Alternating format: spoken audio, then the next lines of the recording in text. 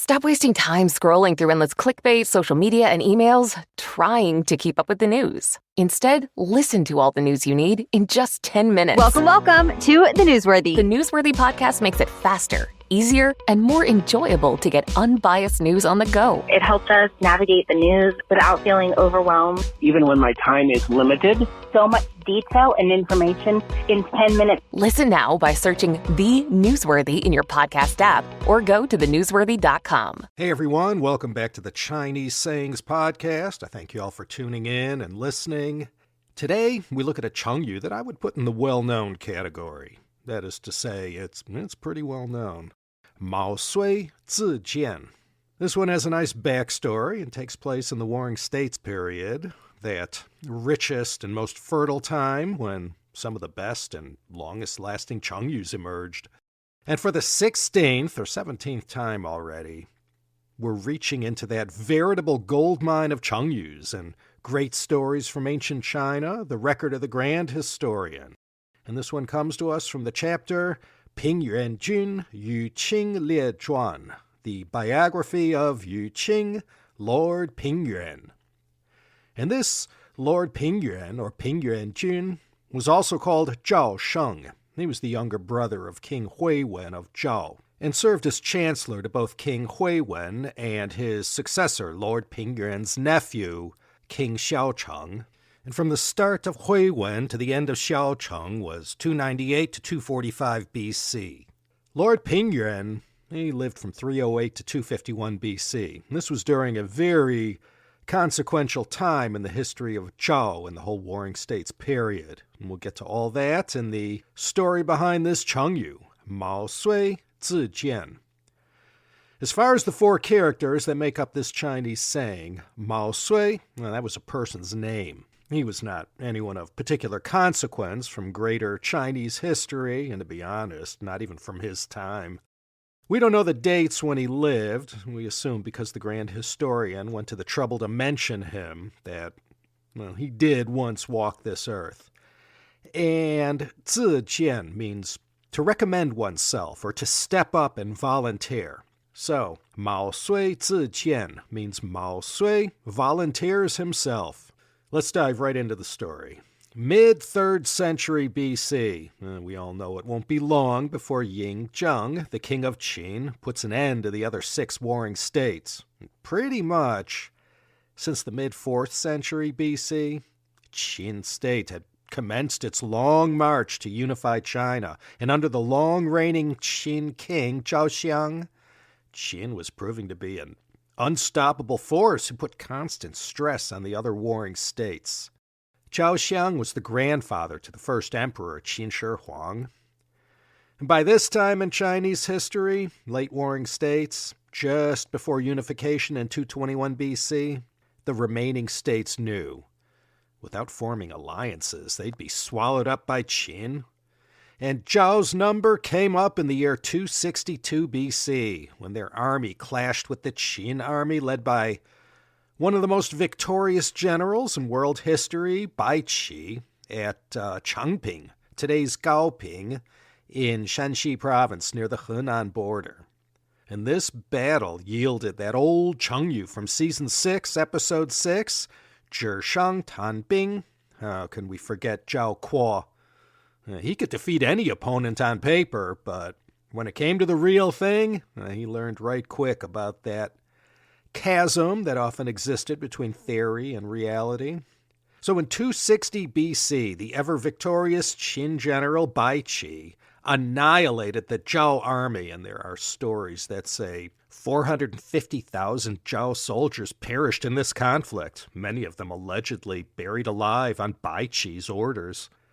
Well, despite the disastrous defeat, Zhao still managed to hang in there for another 38 years until 222 BC when King Ying Zheng put them away for good.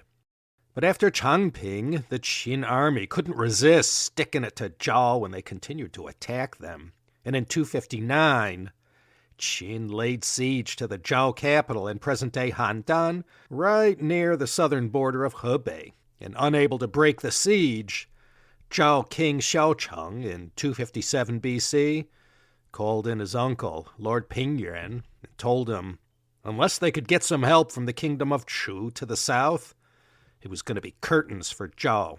And after discussing the matter, it was agreed that Lord Pingyuan would select 20 capable men from among his 3,000 manke, or followers, to accompany him on this secret mission to Chu, where he planned to meet with their king Cao Lie and try to enlist his help in sending troops to break this siege Qin had set up around the Zhao capital. And when Lord Pingyuan was selecting his 20 men, well, he got as far as 19 and had some trouble finding that last member of his delegation to Chu, and as time passed, one of his hangers-on, Mao Sui, stepped forward and volunteered himself to Lord Pingyuan, and he said, "Let me be your 20th man and help out in this dark hour for Zhao." Well, Lord Pingyuan was sort of taken aback and asked, "Well, first of all, who are you? Well, I see you serve among my retainers, but I don't think I ever recall seeing you before." And Mao Sui replied that, well, he had worked in the capital for 3 years now and had been serving loyally, to which Lord Pingyuan replied frankly, "Well, you must not be too terribly talented or capable, because I cannot recall a single achievement or deed attributed to you that might allow me to remember who you are." Lord Pingyuan continued, "You know, people of talent are like an awl or a sharp leather punch that's placed inside of a cloth sack.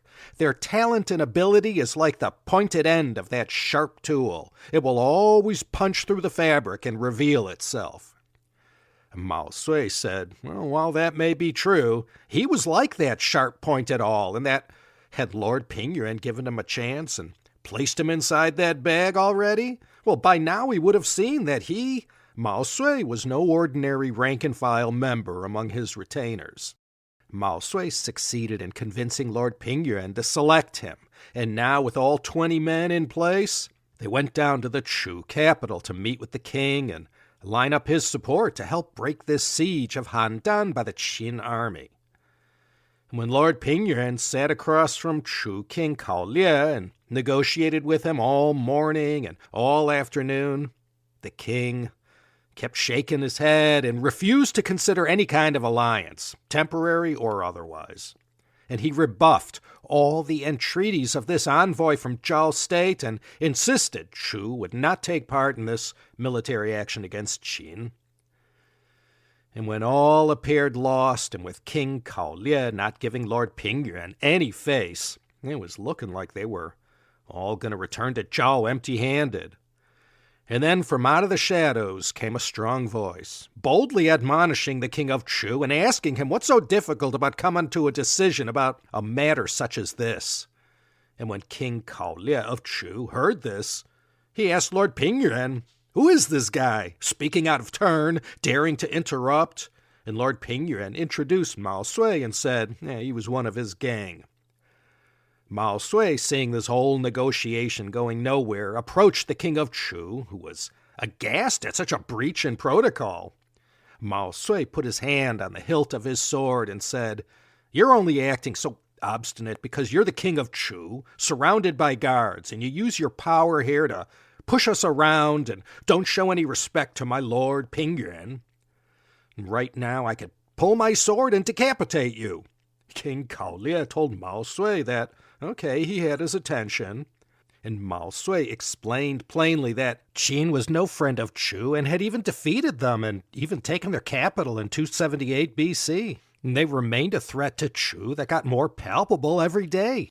And he asked, why on earth, given the current situation, would Chu not come to the aid of Zhao and help break this siege of Handan? He pleaded with the king to see how this matter was quite simple. Chu gets to enjoy some revenge for what Qin had done to them, and at the same time, together with Zhao, they put up a united front against their mutual antagonizer. And after speaking up so forcefully, yet convincingly like he did, the king of Chu was able to see the light, and he agreed to come to the aid of Zhao and join together to push Qin away from Handan.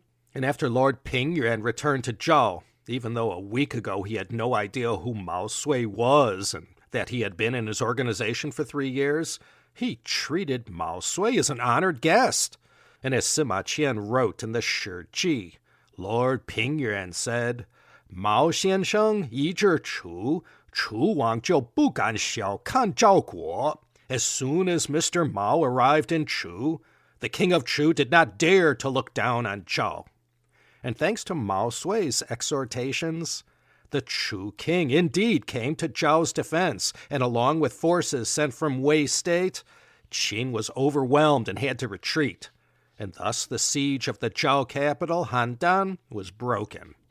As for Mao Sui, well, he was sort of a one-hit wonder, and there's very little, if anything else, mentioned about him beyond his walk-on role he played in assisting his lord Ping Yuanjun at a most critical hour. He had boldly volunteered himself as worthy to be among these 20 retainers selected for this mission, and despite Lord Ping Yuan's reservations concerning Mao Sui's abilities, when the moment came to shine, Mao Sui rose to the occasion. In contemporary usage, Máo Suì Zì Jiàn is often used to encourage proactive and self-confident behavior, especially in situations where one believes they can make a positive impact or contribution. It conveys the idea of stepping up and taking the initiative and showcasing one's abilities without waiting for others to recognize them. It sometimes happens when in public or in one's place of employment, or like Mao Sui when serving your nation.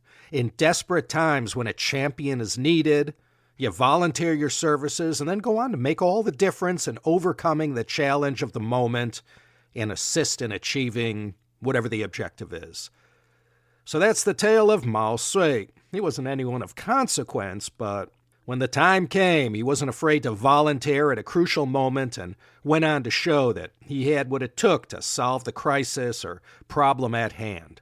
Máo Suì Zì Jiàn, a good one to use. Local, state, and national volunteers, they're among the most noble. So let's all keep Mao Sui in the back of our mind. Okay, that's going to be it. My thanks, as always, to Emma and the Chengyu Yanjiu Zhongxin for all her help in getting this CSP episode produced and into your podcast listening queue. So, until the next time, damas y caballeros, this is Laszlo Montgomery signing off from Santa Monica, California, wishing you all my very best, and like Mao Sui did to King Kaolie, exhorting you to come back next time for another exciting episode of the Chinese Sayings Podcast. Who's ready to level up their mental fitness and win the seconds of the day? Well, at least that's my goal. Join me, Mark Champagne, on Behind the Human, a podcast where I dive into the stories and practices of extraordinary individuals. From billionaires to Olympians and cultural icons like Tony Hawk, each episode unveils the pathways and the mental fitness strategies that propel them to the top. Now available on all major podcast platforms. Here's Thriving Minds.